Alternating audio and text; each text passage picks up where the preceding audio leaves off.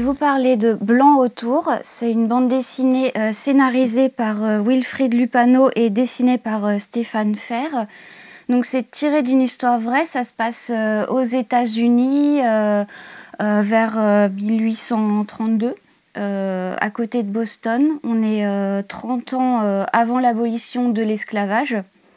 Donc c'est dans une petite ville, dans une école pour jeunes filles. Et un jour, Sarah, une jeune femme noire, veut aller à l'école parce qu'elle a soif de connaissances. Et la directrice est OK avec ça. Et donc, elle intègre l'école. Mais ça ne plaît pas du tout aux gens du village et des alentours. Et à force d'intimidation, la directrice décide de ne pas se laisser faire et de fermer l'école aux blanches et d'accueillir uniquement des élèves noirs. Et donc cette situation va vraiment provoquer une violence folle. Les gens du village vont s'en prendre aux jeunes filles innocentes, quoi, qui veulent juste apprendre. Et donc c'est une histoire vraie en fait. On se rend compte que c'est une situation qui est vraiment arrivée. Au niveau des dessins, c'est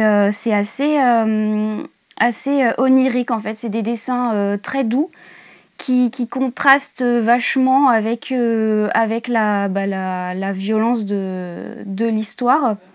Donc ça met une sorte de distance entre les deux qui pourrait mettre un peu de recul. On n'a pas l'impression que c'est la réalité, mais la post-fact avec les photos des vraies personnes qui ont pris part à cette histoire et les faits réels nous ramène quand même. À la fin, on se dit ça a vraiment existé.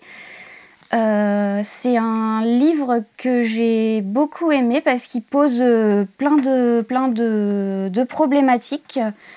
On a pas un peu de mysticisme avec le personnage d'une vieille femme qui vit dans la forêt, qui est un petit peu considérée comme une sorcière.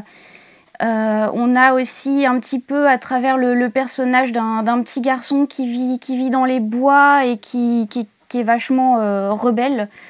On a le questionnement, donc ce personnage amène un peu la question comment combattre la société quand elle est injuste, en se rebellant avec la violence ou en apprenant et petit à petit en faisant un long chemin d'apprentissage. On apprend beaucoup de choses avec cette bande dessinée, tout en étant émerveillé parce que les dessins sont vraiment très beaux.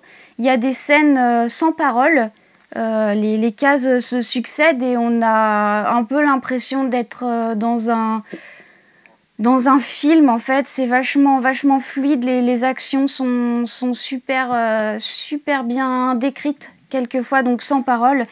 Et vraiment, il y a des scènes dans la forêt notamment que j'ai trouvées très belles.